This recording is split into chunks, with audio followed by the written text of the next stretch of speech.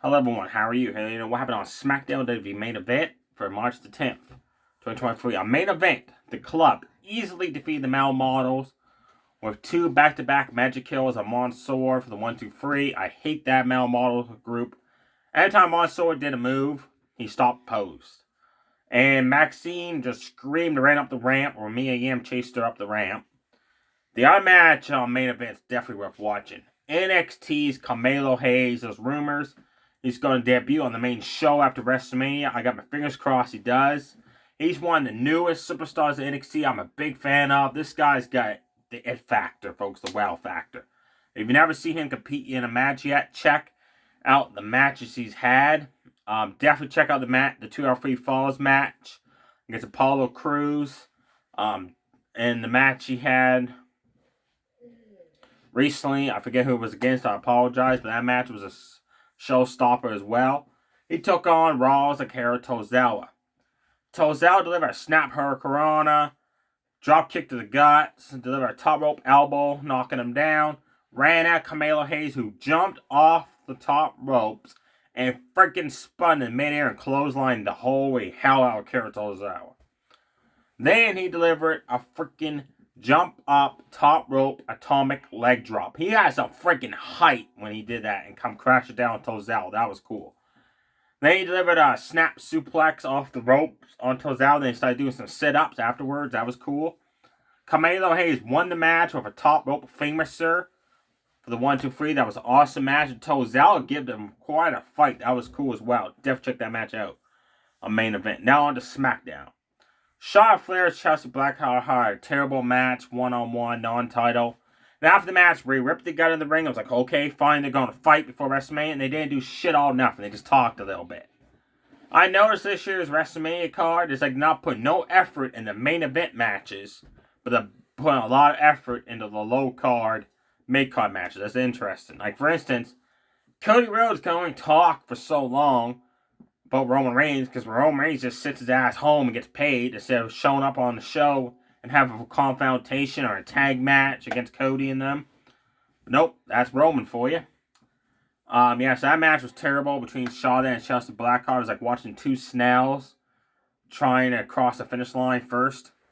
Now, in the other matches on SmackDown are worth watching. Del Fantasma took on Judgment Day in a 6-man tag, where Selena Vega and Rey Mysterio in one corner, Rhea Ripley in the other. This came about after Rey Mysterio, by the way, folks, is inducted into the Hall of Fame this year. He's the first inductee.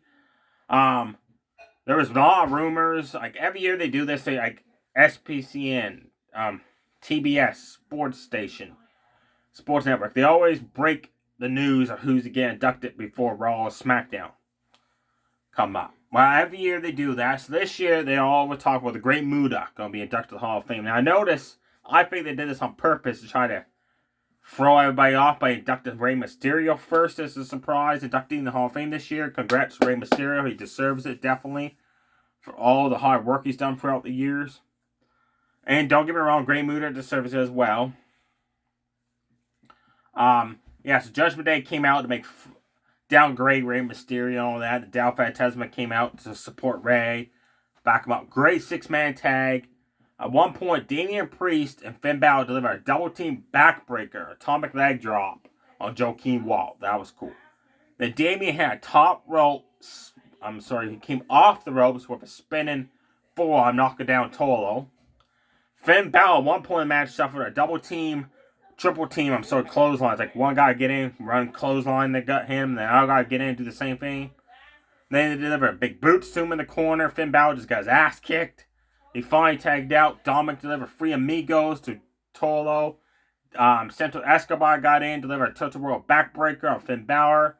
Had a running clothesline to Dominic. Then alongside, I believe it was Joaquin Wilde, I'm not 100% sure, did Stereo suicide dives through the ropes, knocking down Damian Priest and Dominic on the outside. Finn Balor on the outside. And then Selena Vega jumped on the back of Rhea Ripley. Rhea Ripley just powerbombed the holy hell out of Selena Vega. In the ring, Dominic was struggling with the other member of Del Fantasma. I'm pretty sure it was Tolo or Joaquin Wilde. I apologize. It was hard. It's hard to tell those two apart once in a while. Damian Priest snuck in, delivered a kick knocked down the guy, and Dominic pinned him for the 1-2-3. After the match, again, Dominic teased Rey to start fighting back. Rey Mysterio left the ring. Still refuses to fight his son Dominic one-on-one to save that, definitely for WrestleMania. I think you'll probably see this match come about when Rey's get inducted to the Hall of Fame, which is the night before WrestleMania. You'll probably see Dominic do something at the Hall of Fame ceremony, which will lead to a match at WrestleMania. You had the Viking Raiders took on Braun Strowman and Ricochet with Sarah Logan in the corner of Viking Raiders. Great tag match from start to finish. The Viking Raiders had trouble with Ricochet early on. Ricochet was losing his speed, delivering like 4 hurricanranas on the guys. Delivered some kick strikes, some running arm drag takedowns. Finally, they isolated Ricochet, started working on him. And then Braun Strowman went to get the hot tag, and Eric pulled him off the ring apron. Then R-Von slammed him back first into the barricade and ran and just slammed right into him. That was nasty looking. That looked painful. Fine, Braun Strowman got the tag, started cleaning house, running shoulder tackle on Eric. Went to clothesline over the top rope, but he struggled when he went to do that. That was funny. Eric basically just threw himself over the top rope to help out. Then he went outside the ring to do that running tackle on the outside. Eric moved out of the way. Sarah Logan did not pull Eric out of the way. He moved out of the way by himself. And Braun Strowman, like a freight train, ran over the announce table. In the ring, Ricochet got a distraction from Sarah Logan outside the ring. She started doing this with her hands. Mark Cole's like, oh, she put a curse on. Like, no. That's some Vince shit right there. No. They didn't have to do that. That was terrible. That was the only letdown for the match. R-Von knocked down Ricochet and then delivered a top rope splash for the 1-2-3. I had to rewatch it. I rewatched it again today. Yes, folks, the Viking Raiders finally goddamn won a match. That was good. Last match to talk about. Fatal 5-Way, #1 contenders match. Between LA Knight, Drew McIntyre, Sheamus, Karrion Kross, and Xavier Woods, who replaced Kofi Kingston. Because Kofi Kingston suffered a leg injury last week on SmackDown. It was at the point, they said, when McIntyre did a suicide dive over the top rope and landed on people. He either landed on the leg of Kofi, or Kofi, when he fell down, he twisted his leg or something the wrong way. Kofi's going to be out for a bit of a leg injury, so Xavier Woods replaced him. Great Fatal 5-Way match. This, to me, was the match of the night that started off SmackDown, which was great. Everybody had a chance to do something. Karrion Kross and LA Knight started working together. They threw Drew McIntyre face first in a ring post. Pummeled Sheamus over in a corner by the barricade. They delivered a double team suplex on Drew into the ring. That was cool to see. They started beat up on Xavier Woods in the corner, choking him in the corner, punching away at him. Xavier Woods started fighting back, super kicked LA Knight. DDT, Karrion Kross, hit the springboard.